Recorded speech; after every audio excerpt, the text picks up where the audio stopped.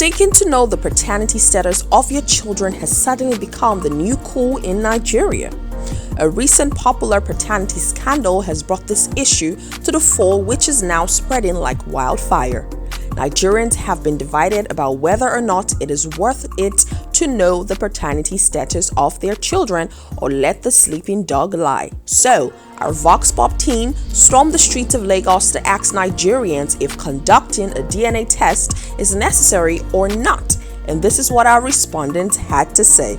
Well, to me, if I should say, we all knew what is this paternity fraud is somehow hideous, whereby you guarantee yourself that you have a child, and unfortunately, you notice it's not from yours. As in, you will feel, you will be grieved. Let's be frank.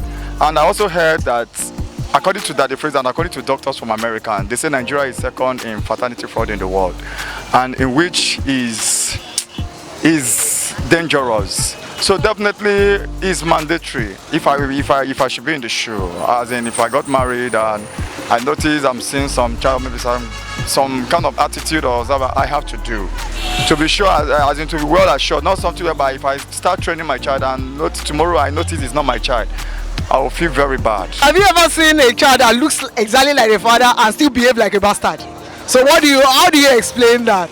So sometimes it depends on how we take care of our children, the way we nurture them while they were growing up. So doing because a child is a bastard, if you give a child an inch, it's going to look for like 9 or 10. So if you cannot, and if you handle a bastard even very well, you are going to achieve the child. So saying he's behaving like a bastard, you see somebody that look like you. In fact, especially like my father had a son that looks like as if he just like removing the child from your body. He always call him you are a bastard, because of the way he behaves. So it doesn't really matter, though if you have trust issue. But why just ignore that trust issue and just move on with it? Okay, before answering the question, what brings about the issue of DNA?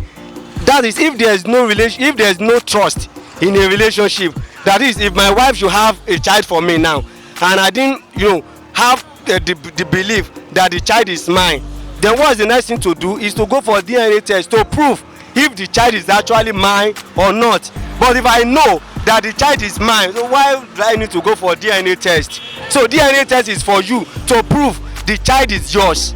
So if you have a doubt concerning your marriage, so the DNA will prove.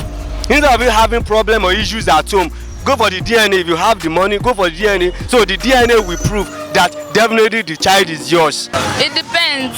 If the home is okay, like if it's a good home, like if the home is organized, you don't need that. Even though it's not your child, you don't need it. As far as you see the person as your child.